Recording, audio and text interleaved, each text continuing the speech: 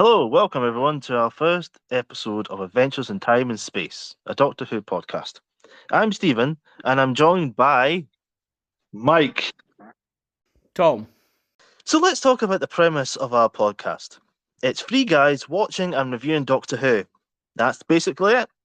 Our next episode will be a review of An Unearthly Child from the first season, from 1963 to 64, of the classic show. Then in episode 3, we'll review Rose, the first episode from the 2005 revival in series 1. And then we'll alternate between the two until we complete both seasons 1 and series 1. And we'll also review any new episodes that air, including the 60th specials, the Xmas, and series 14. So I'll just talk quick about how I got into Doctor Who. Me and Mike obviously have the same grandparents, and they had like videotapes of John Pertwee's Doctor. So I used to borrow them when I was younger. Watched them, loved them. Watched the Dalek movies with Peter Cushing back in the day. New Who, I kind of caught the tail end of Rose when the Doctor's confronting the Autons. Kind of thought I was going to watch the next episode, but kind of forgot about it. And I didn't catch it weeks later until it was Boomtown, and then got hooked into that. And then I seen the Daleks were coming the next week, so I watched the Daleks two-parter. And then, obviously, spoiler, Chris regenerated into David Tennant, and I watched it from then onwards. I've since watched all the classic Who. I didn't watch much of Jodie's, only watched the first 5 episodes of Jodie. We'll review that when we get there. So I think out of the three of us, I'm probably the most nerdy classic Doctor Who fan out of all of us. So Mike, do you want to tell us a bit about how you got into Doctor Who? Well, like yourself, I grew up watching Tom Baker. I watched some of his stuff with when he was going up against Davros and all the rest. I can't remember the name of the episode, but I remember him being on his home planet of Scarrow and going up against him and thinking he's a pretty decent doctor, you know. So you know what I mean. So, who was the one that was before him again? John Pertwee. John Pertwee, yeah. He was actually the first one I actually ever watched, and one of the episodes I remember was like the giant slugs or something like that. And The obviously, Green Death. yeah, like I was watching that. I was thinking, like, obviously, I was maybe about 7, 8 years old when I first watched that, and it gave us the creeps. And because suddenly this big, massive slug thing is coming towards them and that. But my favourite episode with John Pertwee had to be Inferno. That got elevated, and I think that's the first time he came out of Earth, because most of his time was on Earth, wasn't it? And I think his first, if I remember correctly, his first adventure off Earth was a parallel Earth, when he was trying to fix the TARDIS, and he ended up in a parallel universe to Earth and that, and I absolutely loved that episode. I thought it was absolutely brilliant how they did that. Obviously, I watched, as I said before, with Tom Baker when he was on the home planet of Scarrow, and that whole, like, those episodes as well was absolutely brilliant. So, and then going into the modern day, who like by the time Christopher Eccleston, he had already moved on, and it was already David Tennant. But then I started watching it because you were watching it as well. And I thought, oh well, no, I'm a bit old for that sort of thing. And you were like, no, watch it, and that. So I think did you not lend me the DVDs or something for it? Yeah, I used to bring them all the time when I came to stay. Like we used to. Yeah. I think we binged watch series 3 Yeah. together. Yeah, because I remember like watching Christopher Eccleston. I was like, actually, this is pretty decent. And then obviously David Tennant, he elevated it as well. And then I absolutely loved Matt Smith as well. I thought he was brilliant as well. He was not like, everybody was worried that nobody would be able to fill in David Tennant's shoes, but I think he did a pretty cracking job. So yeah, and a shout out to Peter Capaldi. You know, I thought the writing let him down sometimes, but his performance was always top notch, I reckon. So yeah. Yeah. Okay. Cool. And Tom. Well, kind of unlike you guys, I've not really seen any of the classic Who. It's more of the new Who, like obviously from Christopher Eccleston onwards. kind of the first episode that I really seen was the Christopher Eccleston Doctor during World War Two with the boy with the gas mask. That's really what kind of got me intrigued because before that I'd never really heard of Doctor Who, and I've always really been into sci-fi stuff and that. So when I seen it on the telly, I kind of thought, oh, this is kind of something that I can get into and that. So I waited and I watched the next episode, and it just followed on from there. Really, so it did. Yeah, cool. So my next question is: Mike's kind of covered some of this, like your favorite Doctor, your favorite story, maybe your favorite companion. Do you want to kind of talk about that? Well, to be honest, my favorite story would be the Matt Smith one when all like the villains basically come together and try and lock him in The Pandorica. the Pandorica. That storyline, I loved that storyline, because it was it was funny, but then also kind of serious at the same time. Well, for me anyway, and just the amalgamation of all the villains that were there. It just that storyline just kind of was my favorite. So it was my favorite Doctor. I mean, I like, to be honest, David Tennant for his energy as the Doctor.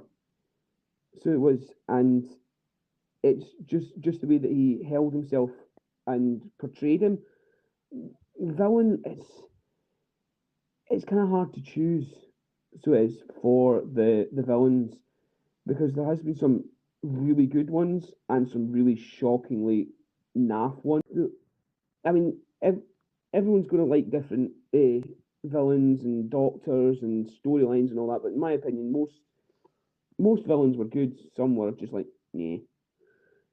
But the villain that stick in mind, it's a classic one. It's the Cybermen. I love the Cybermen as a villain. It is, right? Can't argue with the Cybermen, to be honest. Well, no. Mike, what about you? What, for a villain? Yeah, villain. Classic, I would say probably Davros.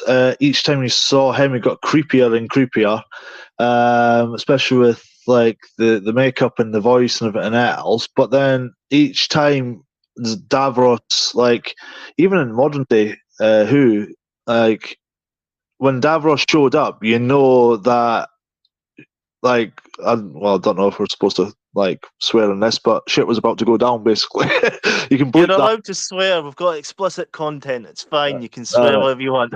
Well, obviously, if kids are listening to this, then it'll be a different matter. But no, it's you know that like shit's going to go down when when Davros is about and everything else, and like you know what I mean, like because he was one of those sort of villains that he was just as brainy as the Doctor, but he was as mad as a bloody bag of cats, sort of thing. You know what I mean? And like each performance, even in modern day Who, like the guy taking up the mantle of Davros, he done a cracking job when he was faced with David Tennant's Doctor. You know what I mean? But even like modern day sort of villains, or I don't know. So many, like obviously I loved John Sim as the Master. I thought him and David Tennant kind of complemented each other a lot as well, because obviously they're both young, they're both in their prime and everything else, and obviously John Sim like played off like being being mad, but also being a classic villain for him as well. You know what I mean? It's always entertaining when the Master comes on. You know what I mean? Yeah. Classic, it'd have to be probably Inferno. That is a great story. Genesis of the Daleks, Caves of Androzani, New Who, Midnight. Do you remember Midnight when the Doctor's like on that sort of space shuttle and he's kind of closed off and there's that alien outside? Yeah.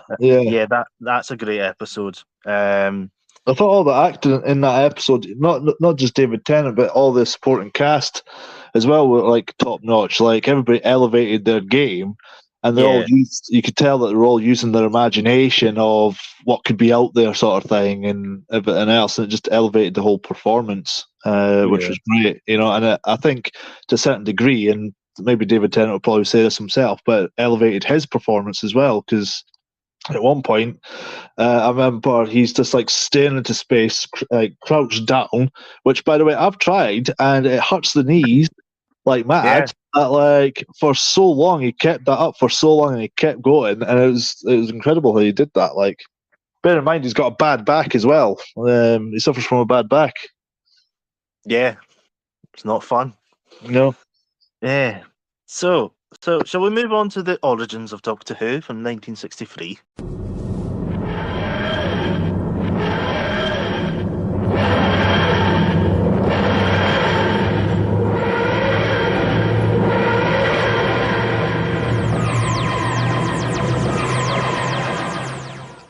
Yeah, so I shall let you cover that one. I've absolutely no idea about Well, Tom's not watched any of the classic Who, so he might not know. Mike, do you know anything about the origins of Doctor Who?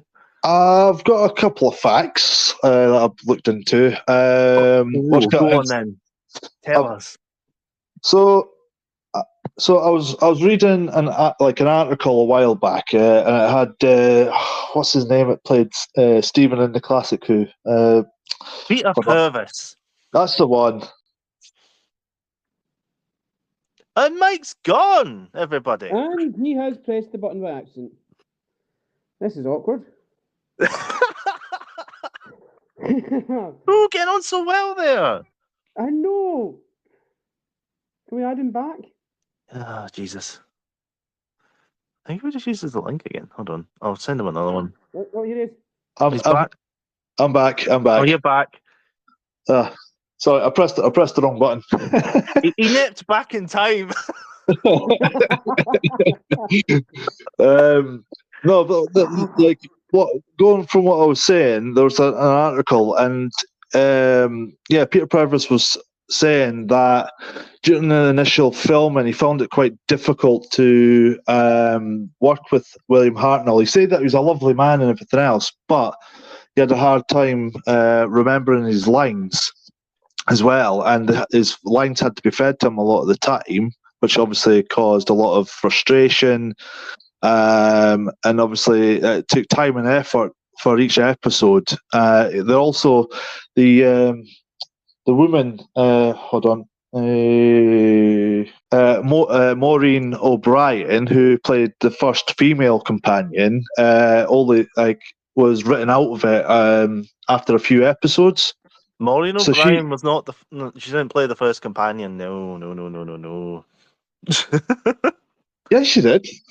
No. That's Caroline Ford. That's Caroline Ford, my man. And Was it? Jacqueline Hill. Yes, they were the first female companions. Jacqueline Hill and Caroline Ford. They played Susan and Barbara. Ah, shit! Yeah. Sorry. I've written my notes wrong then. Maureen O'Brien played Vicky, and she took over from Susan when Susan left. Maureen O'Brien came in and played Vicky. Yeah. Yes. I read the wrong part of my bloody my notes. Hold on. What I was getting at basically was apparently I've lost my stride now. You were saying about the first companion got written out. Yes, it was only after a few episodes or something because apparently they kept writing in new females, but kept adding in new female actresses to come in and do the thing, which caused a lot of issues for William Hartnell apparently, and Peter Purvis were disappointed and frustrated at the fact that they kept changing casts and there wasn't any sort of consistency. Yeah, this is that's like a season 3 problem. Susan's in it. Sorry, was it? Yeah, that's a season 3 problem. All right. Yeah, Susan's in it for quite a while. She's in it till season 2. and then Vicky's in it from season 2 to season 3. And then season 3, there's loads of different characters come in and out. There was a lot of problems behind the scenes in production. Producers came and left quite quickly, and writing teams and stuff. There was quite a lot of problems. And obviously William Hartnell was getting quite old and ill at that point. He was in his late 50s, and he wasn't doing too well. So there was a lot of problems with him, and they were considering getting rid of him at one point during season 3. Yeah, because I read that they'd done a couple episodes with him. Well, he was in it, but he was in it very. He wasn't in it that often because they wanted to see if it could work without him, sort of thing, didn't they? Like, I remember reading somewhere about that actually. Yeah, there was quite a few stories in season 3 where they kind of writ him out quite a few times. Celestial Toymaker is quite a big one.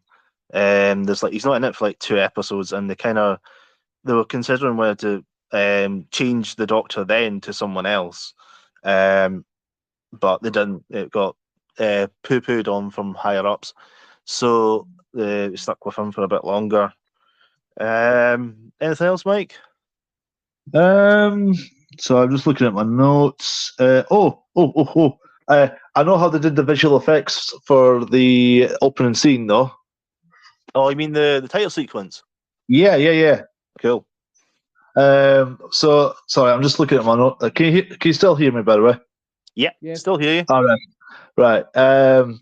So I was looking online because I was quite interested because like last night was when I watched The Unearthly Child and everything else, and I thought like I'll try and so when we're talking about it, it's fresh in my head, sort of thing.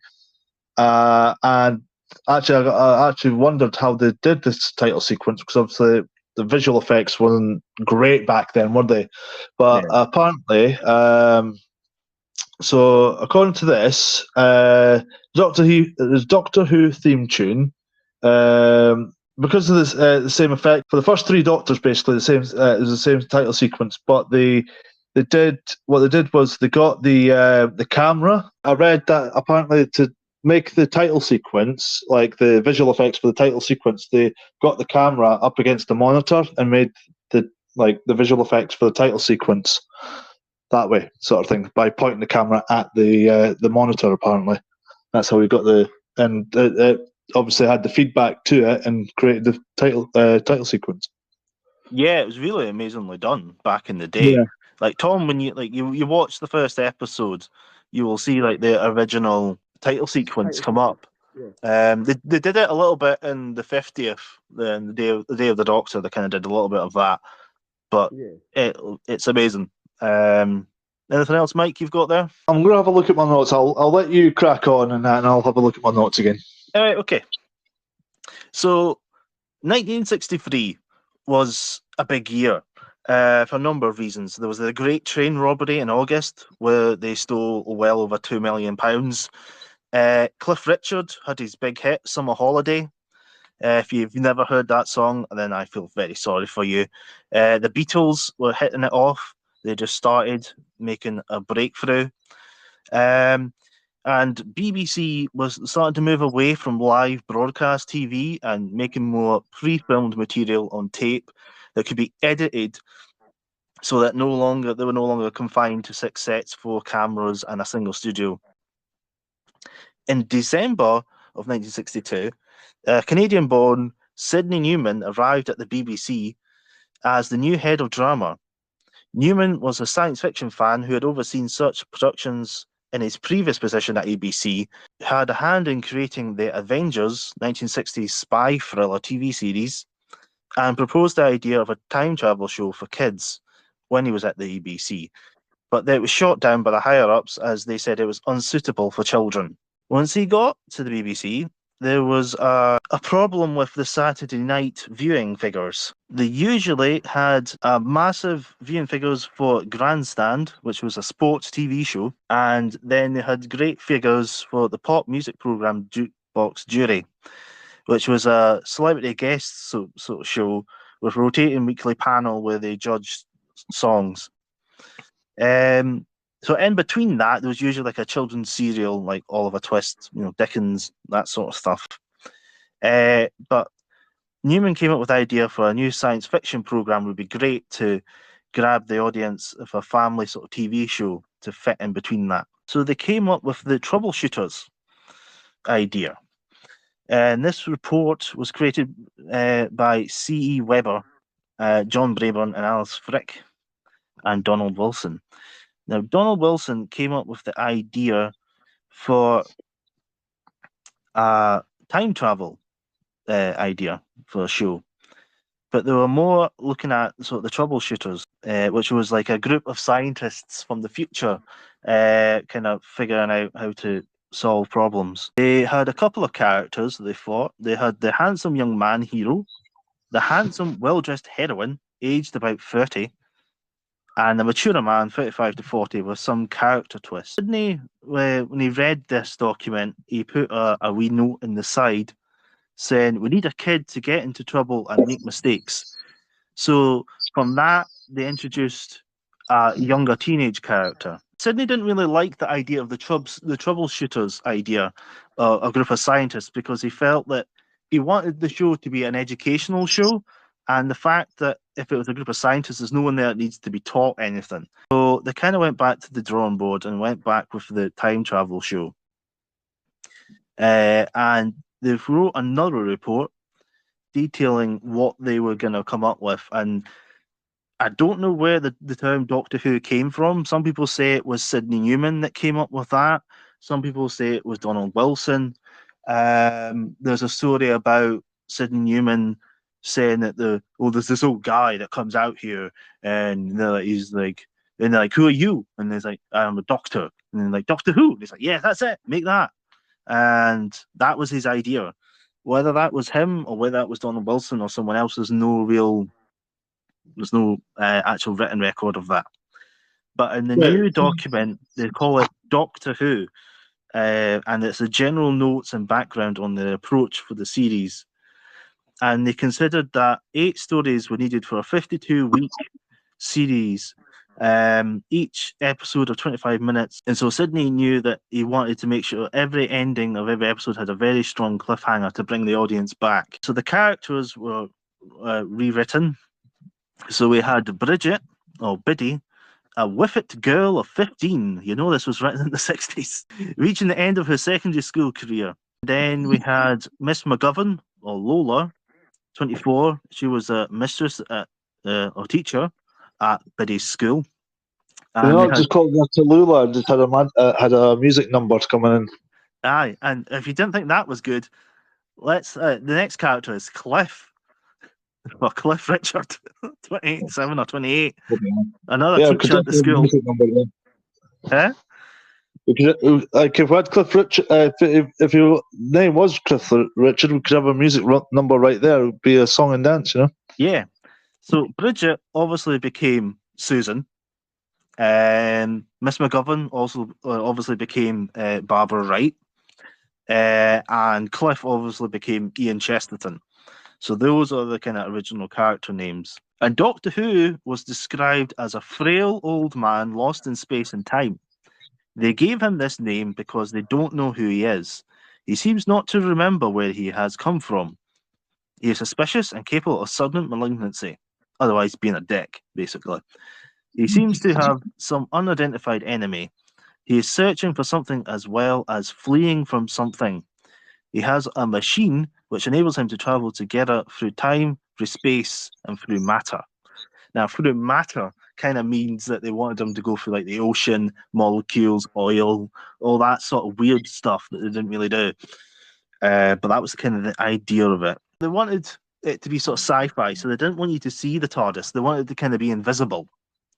But sort of Sidney Newman kind of didn't really want that. He wanted something visual that they could see, like a sort of symbol sort of thing that you could hold on to. So that's where the TARDIS as a police box kind of came in, because it was set in the 1960s. And it was meant to be that the TARDIS could change its shape and appearance wherever they went. But when they were kind of budgeting the show, they kind of realized that that's kind of a stupid idea, because they didn't have the money to keep changing the shape of the TARDIS. So they just left it as a police box, and they kind of wrote that into the show. So the original first episode was called Nothing at the End of the Lane. And at this point, it was being written by C.E. Weber. And his whole original plot for the first 4-part story was that the Doctor would be found in the mist while the sort of school teachers are walking this kid home through the mist. And he's like, "Who are you?" And he's like, "I'm Doctor Who, blah, blah, blah, blah. Come in here." He takes them into this sort of place, and there's this TARDIS, and he walks them in. And then they're like, "What's he doing?" He walks into a police box. He comes back out, says, "Come into my home." And they go into his house, which is the TARDIS inside. It's bigger on the inside. And then eventually, at the end of the episode, they get shrunk down to the size of ants. And they spend the next 3 episodes as the size of ants, like in school, trying not to get stood on, that sort of thing, because Sidney Newman wanted everyone to understand what the different sizes were. Eventually, that was poo-pooed because they got rid of that stupid idea because Sidney Newman and Donald Wilson and all that were kind of worried that it was kind of be too pricey to do all that sort of special effects, and they kind of said it was just not a great idea for the opening episode. But at this point, there was another writer that came in. It was Anthony Coburn. And he was writing the second story, which was going to be the second story, which was set in the Stone Age. And so once they got rid of the first story, Anthony Colburn's story was in the Stone Age was brought forward so they could do that one first. And then he just had to edit it, the first episode by C.E. Weber, and add that on to his story. And then, funnily enough, C.E. Weber never wrote anything else for Doctor Who ever again. Yeah, I thought he was too chuffed, to be honest. I'm guessing after that they probably would have went, "Yeah, you can go out the door, mate. You know, out the TARDIS door, right? You come back in, right? You know, next few stories." Yeah. So there's a few other things in this document that are quite interesting. I'll just read you a quote from the actual document. It says, "He remains a mystery." This is talking about Doctor Who. "From time to time, the other 3 discover things about him, which turn out to be false or inconclusive. They think he may be a criminal fleeing from his own time. He evidently fears pursuit through time. Sometimes they doubt his loss of memory, particularly as he does have flashes of memory. But also, he is searching for something which he desires, heart and soul, but which he can't define. If, for instance, they were to go back to King Arthur's time, Doctor Who would be immensely moved by the idea of quest for the Grail. This is, as regards to him, a quest story, a mystery story, and a mysterious stranger story overall. The secret of Doctor Who. In his own day, somewhere in our future, he decided to search for a time or for a society or for a physical condition which is ideal. And having found it, to stay there, he stole the machine and set forth on his quest. He is thus the extension of a scientist who has opted out, but he has opted farther than others can do." And then Sydney's wrote in the corner saying, "Don't like this at all. Doctor Who will be kind of a father figure.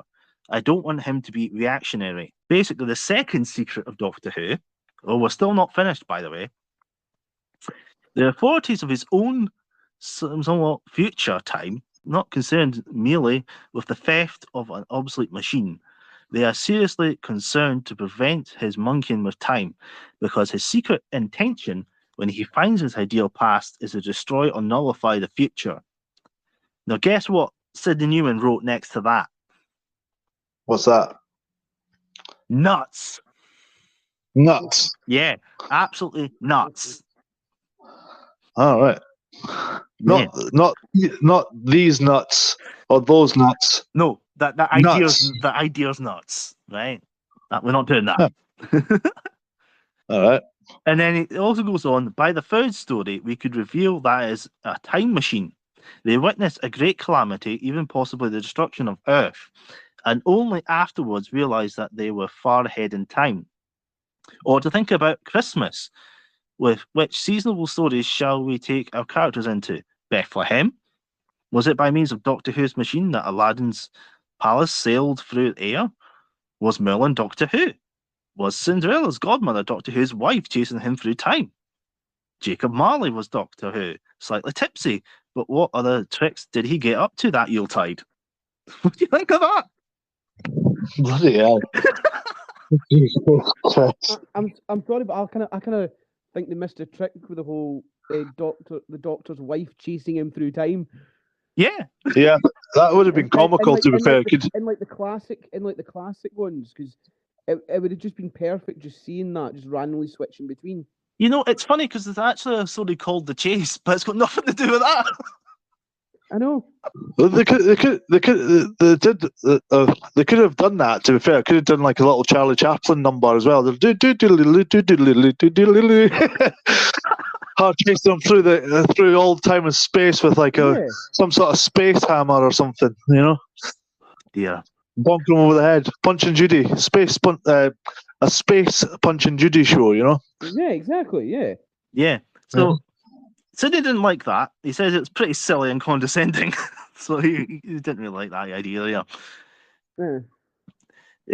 so they kind of whittle it down to as Doctor Who is 650 years old. And they basically kind of said that he was from a different time and place. They kind of changed Susan's origin because they didn't want a teenager kind of traveling with an old man. The Anthony Coburn at the time kind of thought that was kind of weird.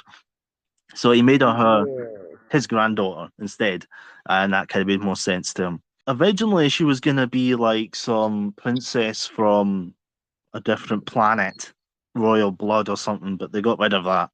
I don't know if you know who the first producer was for Doctor Who.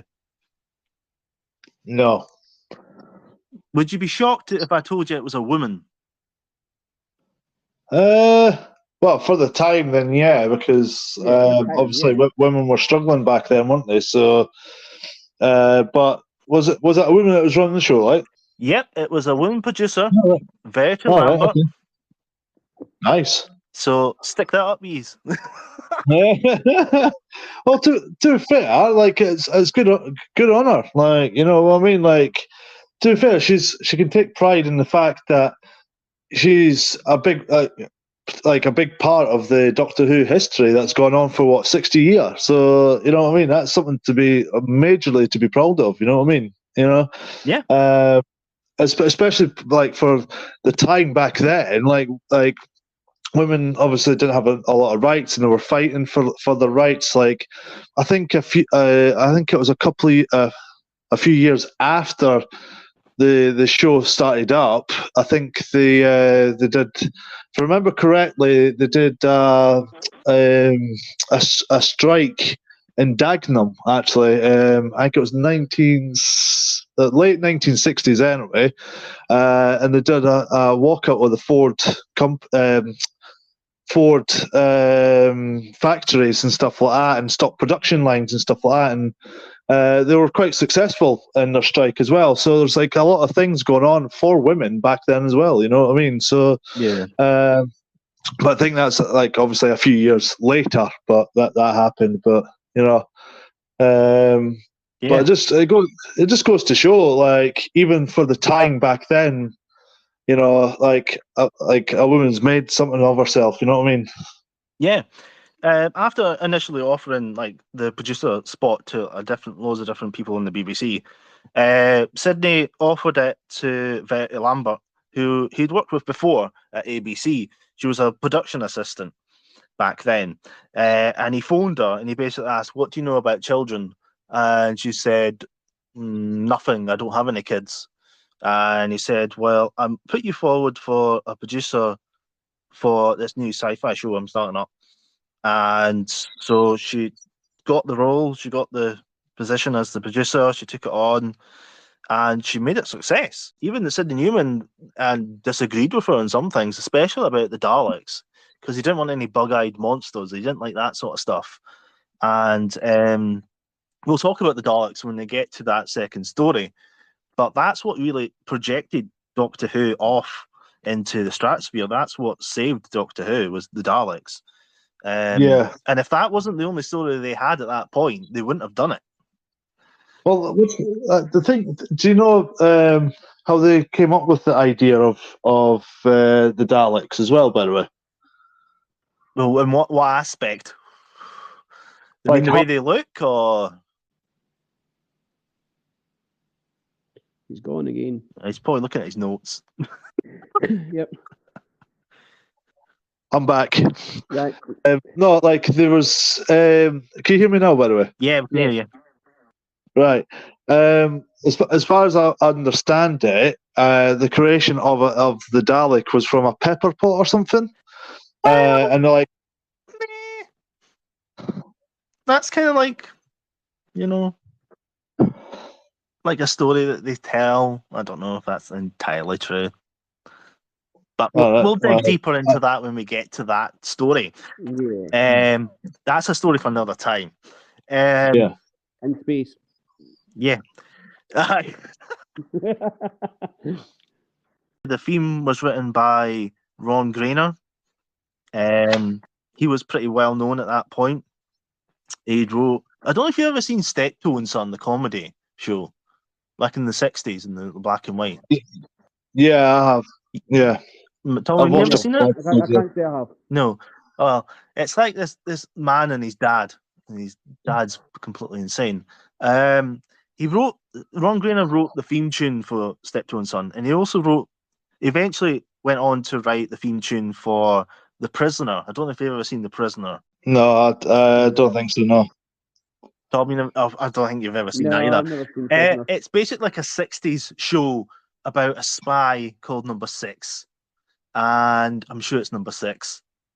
And he gets kidnapped and he gets put into this village, and he's got to try and escape every episode. I think they did a remake of it a few years ago, which was crap.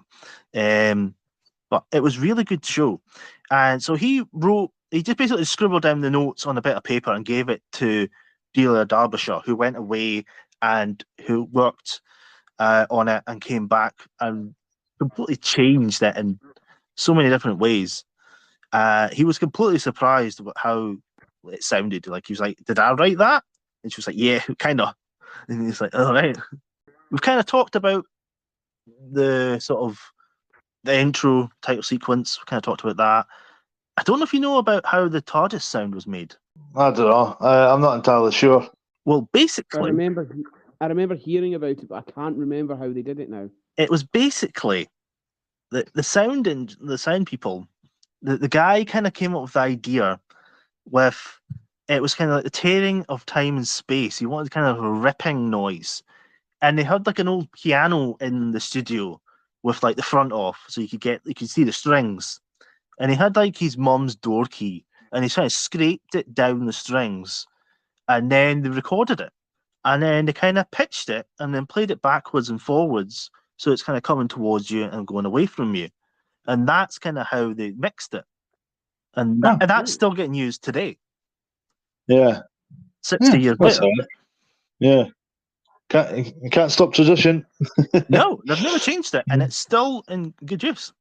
Do you know a funny fact is that the TARDIS prop that they had, the police box? I found this hilarious. They couldn't fit it into the bloody lift in the studio to get it up to the studio.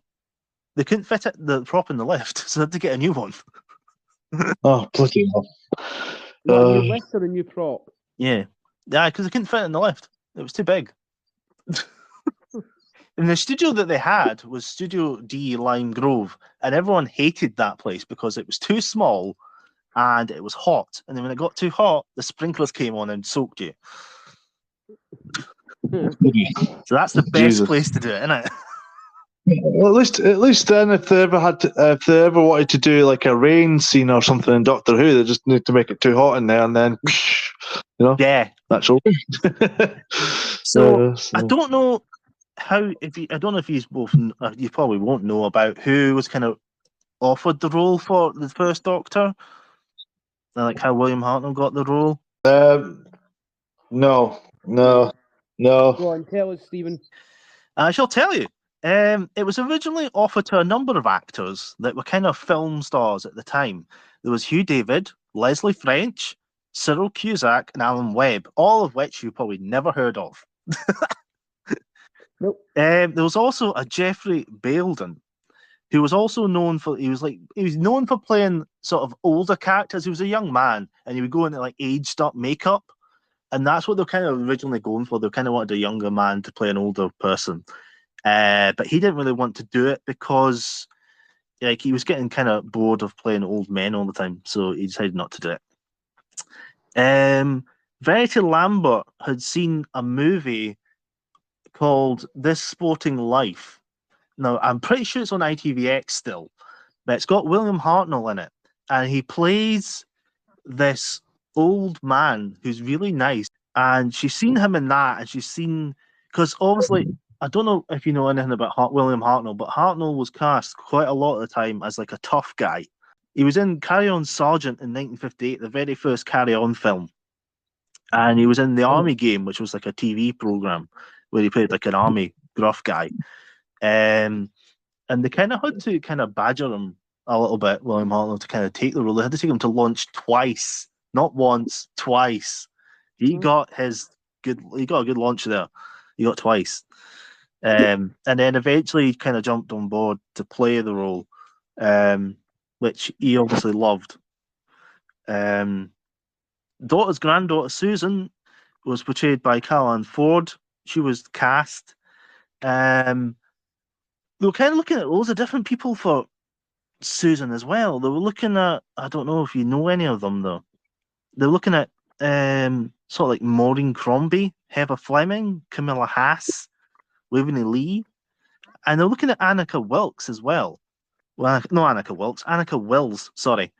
Do you know Annika Wills? Not personally, no. No. Well, she was a Doctor Who companion in the future. She played Polly, who was the companion to the first and the second Doctor. All right. So she was eventually cast in Doctor Who, eventually. And she was also a husband of another man who was in Doctor Who as well. I'll save that little nugget for future reference, though, because we'll get to that nugget eventually. He was in The Celestial Toymaker. I'll give you that. And Wallace Hussein, who is the director of the first 4 parts, was an Indian man. At that point, there was not many Indian directors in the BBC, so there was a bit of racism there. But to still think that the first producer was a woman and then the first director was an Indian. Yeah. I mean, that's woke right there. In the 60s. The thing is, looking at history and things like that, there are, like, as you would call them, little nuggets. Yeah, nugget. But like there's like little nuggets like of. See, I'm saying it now, but you know, there's little things that would surprise you throughout history. You know what I mean? Like, I'm not an expert, but I know a little bit about certain bits of history and things like that myself. But like, and I've like been shocked by some of the things that I've like discovered or read or whatever. I'm thinking, oh, really? Well, and to be fair, like it's good on them. To be fair, like it was virtually unheard of, wasn't it? Like back then, you know, for somebody of it, like for somebody who's of Indian descent and everything else to be involved in something like that and quite high ranking as well in a TV show is virtually unheard of. You know what I mean? So yeah, but they also got the job not because of like she's a woman or he's Indian. They got the job because they were good at it and they were good at doing it. But Wallace Hussein actually seen Caroline Ford on the monitor. He was in like one of the studios and he's seen her face, and him and Verity kind of thought that she looked kind of like alien, sort of unusual type, and they kind of went for her, and apparently she screamed really well as well, so they kind of went for her. William Russell, who played Ian, he played Sir Lancelot in the Adventures of Sir Lancelot TV series, and Lambert, she basically picked him because she wanted him. He was pretty sought after at that time. He's still gone about, and like he's going to be 100 next year, and he was in the Yeah. Power of the Doctor last year, so like he's like ancient, and he's got a son who's also an actor that you've seen in some movies. Who? Oh, he's in Harry Potter. Is he? Yes, Who does he played- play in Harry Potter? he played Dean. No. His son played Dean in the Harry Potter movies. Yes, The wee Irish boy? yes, No. the black, my days. the black laddie. Yes, that's who played Dean. That's his son. He goes by my his days. father's proper actual last name, Enoch, because Right. William's actual real name is William Enoch. Yeah. But he put his, the kid goes by Enoch, not Russell. Oh wait, I'm thinking of someone else. Because Dean's not the Irish boy, is he? No, Of Harry that's Potter. Seamus. Yeah, that's yeah. No. I know. We're talking Yeah. about Dean here, right? Yeah. Yeah. So, yeah, and then Jacqueline Hill played Barbara. She was cast basically because Betty Lambert knew her. She was her friend. So she said that you're probably best to cast in this role. So do you want to do it? And she said, yeah. All right. So that's not bad. And then we'll talk more about sort of the first script and stuff when we get through to the Unearthly Child next episode. But that's kind of most I've got for the origins. Yeah. So we're just going to talk about if anyone else wants to add anything before we go to the news. Any thoughts on the origins of Doctor Who? I think we should just go straight to the news, unless Tom's got anything to add. I have absolutely nothing to add. I will just wait for the news. Right. Would the owner of the blue box in private gallery 15 please report to the steward's office immediately? Okay, so what are your thoughts on the new Doctor Who logo? Quick fire. I like it. I mean, it's going to change. Like, it's obviously changed from like the original and all that. I mean, I think it's like new Doctor, like try to revamp it, make it like different and something of their own, basically. Yeah. And plus, Diamond fits in with the 60th, so Diamond anniversary. Yeah. Woo! So we still don't have any air dates for the 60th specials yet. There's going to be a trailer on Saturday on BBC One.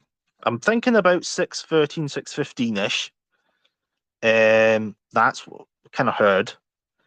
We need to check that out. Right.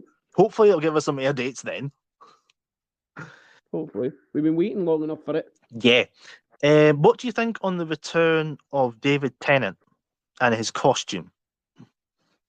Oh, I was thinking this as well. Right, well, not just with his costume, but just with David Tennant returning.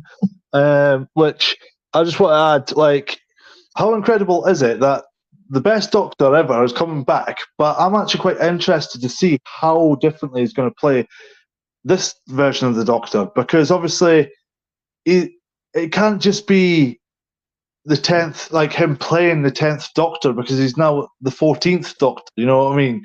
So obviously it's the same face, but I'm quite interested to see how he's going to play it, you know what I mean? And like I like the fact that it's like little subtle hints to obviously the 10th Doctor in that within his costume, but I'm actually quite interested to see how he's going to play it and how different it's going to be, you know what I mean? Yeah, Tom? I mean, yeah, I'd actually have to agree with Mike there to just see how he's going to play this new iteration.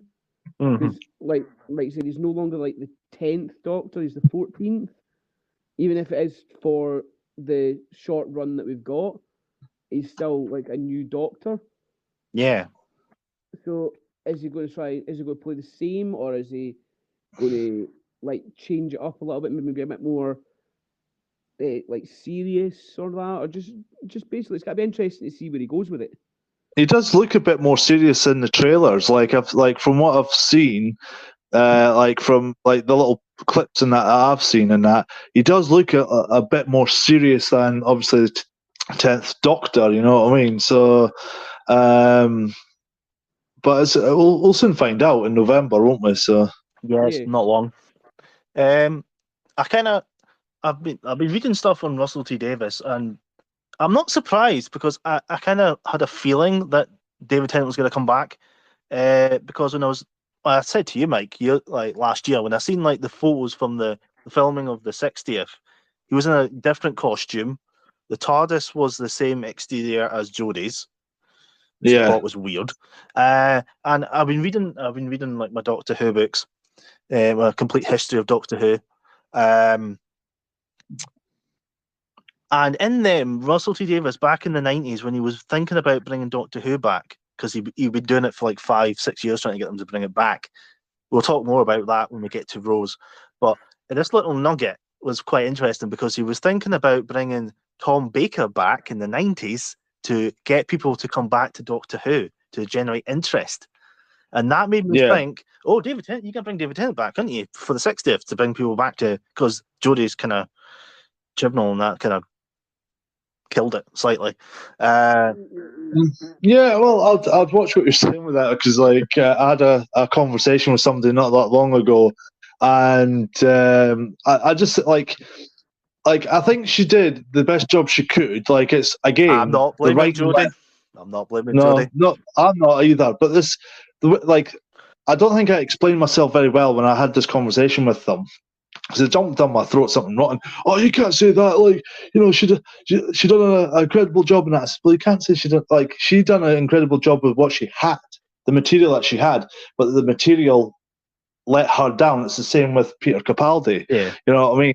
The material let him down, and I think that her performances and everything else got better with each season. But then again, she did what she could. You know what I mean? So it's nothing on her as an actress because I think she was a great actress. But I think it was just for the fact that the writing, once again, let her down and everything else. And she did the best she could. Same with Peter Capaldi as well. Great performances, just writing let him down, which was unfortunate.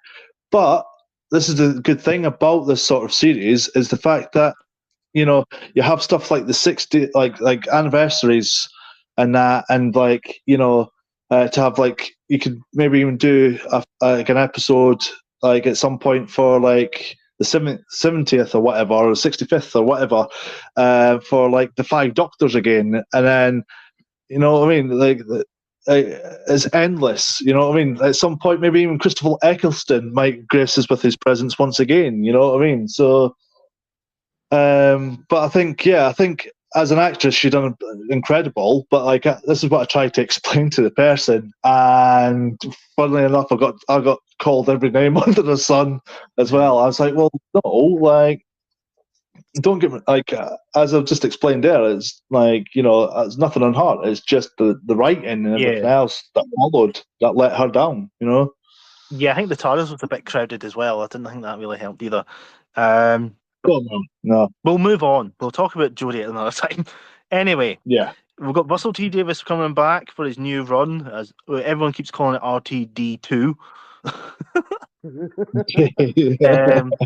got Ncuti Gatwa coming in at Christmas with his Christmas special. We don't know if that's actually going to be on Christmas Day yet or not, but I'm hoping it's going to be. And then we've got Series 14 next year in spring. So we're going back to the spring seasons of Doctor Who with 8 episodes. And then this was quite surprising to me that Series 15 is already in production. They've already got scripts underway and they're already starting to like do the pre-production stuff. And that's going to be out in 2025. So do you think that's a good idea that they're kind of pushing to get everything done and get us back onto a regular schedule rather than it kind of fluctuated quite a lot throughout the last couple of years? I think now that they might have a better plan of what they're doing now. Like when Chris Chibnall was at the helm of it, I've seen some of his previous work, and I thought, this will be good. This will be good for us. So we'll have some incredible episodes. But then when it started, I was like, oh my days, what is this?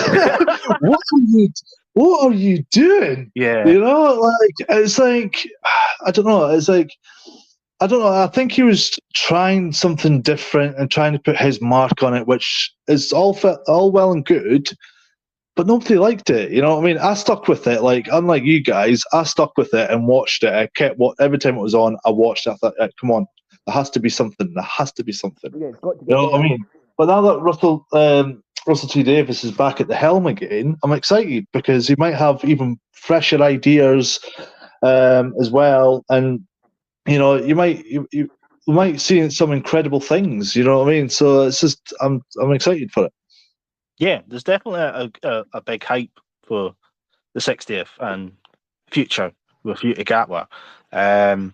So there's a few other things we did discuss quickly.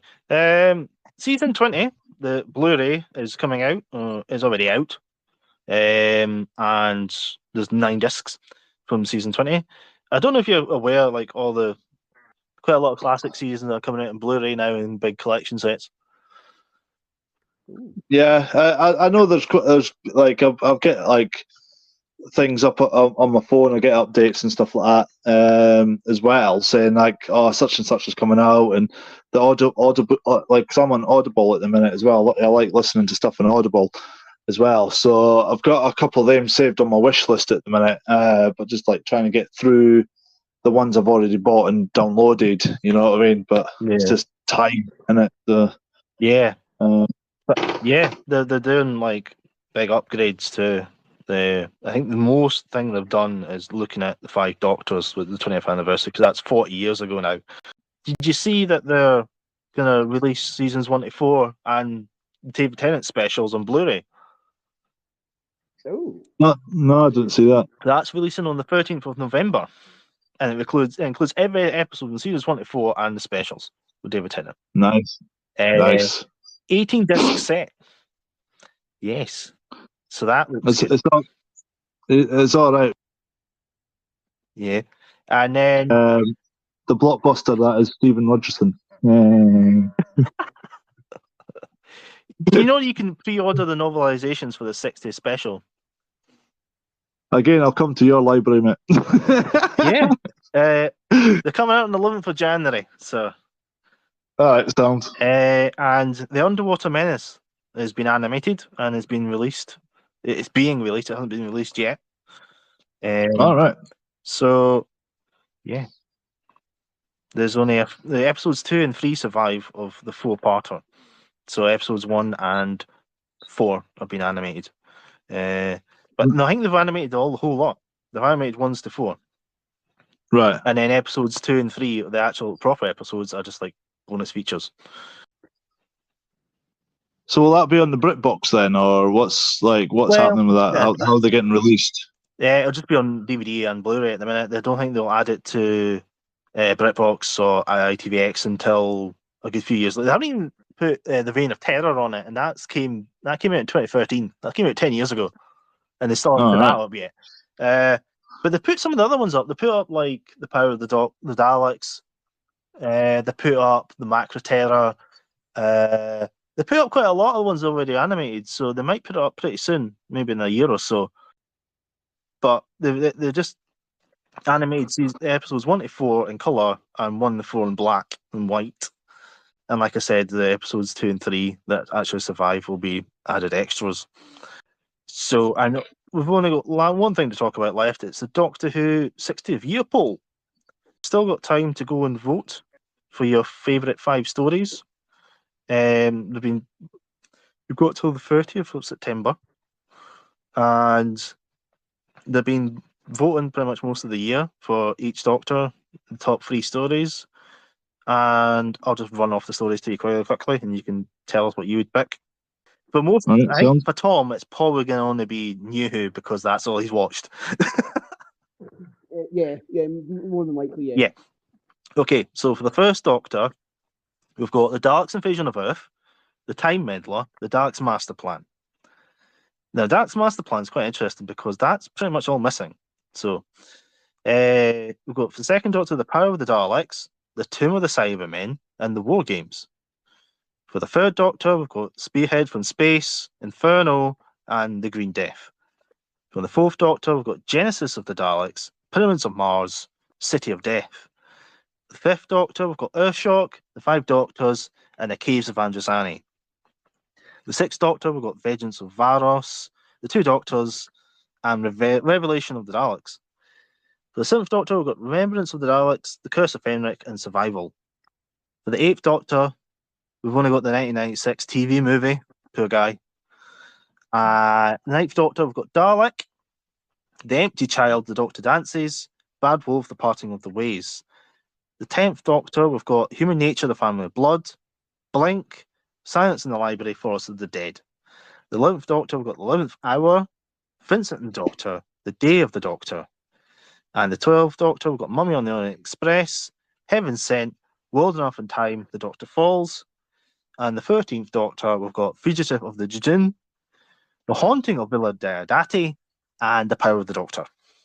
Your choices would be, I don't know, my choices would definitely have to be, I don't know, The Five Doctors, Inferno, Genesis of the Daleks, Mummy on the Express. One more. Bad Wolf Partner of the Ways. Don't hate me.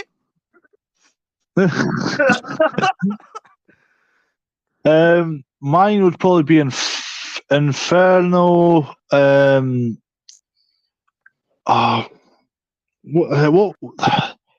was the one from that Tom Baker was involved in the Scarrow? Was that one mentioned? Genesis, what was that? Yeah, Genesis of the Daleks. Yeah, Genesis of the Daleks.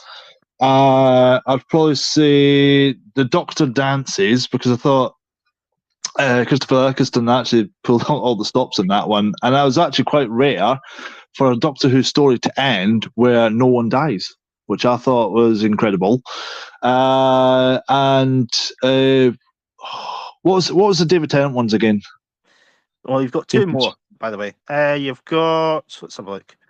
We've got Human Nature, The Family of Blood. Yeah. Two-parter. Blink. Yeah. And another two-parter, Silence in the Library, Forest of the Dead. I'd probably go for the library because, like that, yeah, that was incredible as well. And what was the Matt Smith one? I'll pick a Matt Smith one because I quite liked him. The 11th Hour, Vincent and the Doctor, which is really good, and The Day of the Doctor. It's good. Getting hard. Probably The Day of the Doctor, actually. I quite liked that one. That was quite a good one. I enjoyed it. So, yeah. Okay, Tom, your shot. You'll be obviously New Who, so... Yeah, I'm all New Who. So don't like, quickly go through your options. It was basically like the Silence in the Library. Yeah. A lot with the David Tennant one. Bad Wolf. Yeah. The Doctor Dances. The Power of the Doctor. And what was Peter Capaldi's ones? Mummy on the Orient Express, Heaven Sent, and World Enough in Time, The Doctor Falls. That two-part on the end one. Yes, that one, the Doctor Falls. Okay. Well, get voting. Go to Doctor Who website and vote. I quite like the Doctor Falls as well. Actually, that was quite a good one. And it was quite good that the Master came back for that one as well, and Missy as well. I kind of wish that they just left them there, like to regenerate at the end of that. But they did the Twice Upon a Time, which kind of ruined it. And you know, he only like Stephen Moffat only wrote that because Chris Chibnall wouldn't do a Christmas special. So he was like, "Oh, we need to do one, so I'll have to write one," and he just made it up. It ruined it all. So there you go. Thanks, Stephen Moffat. To be fair, I quite liked the when the Master came back for Jodie Whittaker's run. I quite like how they introduced his Master, because it was actually quite good because no one was expecting it, but it should have been like looking back at it. So I watched it twice, and the second time I watched it, I was like, "How the hell did I miss that?" It's like, what a fanny. Like, I should have seen that like from the get-go, because like obviously you just explained it like at the end of the episode, going spy, master, spy. I was like, you prick.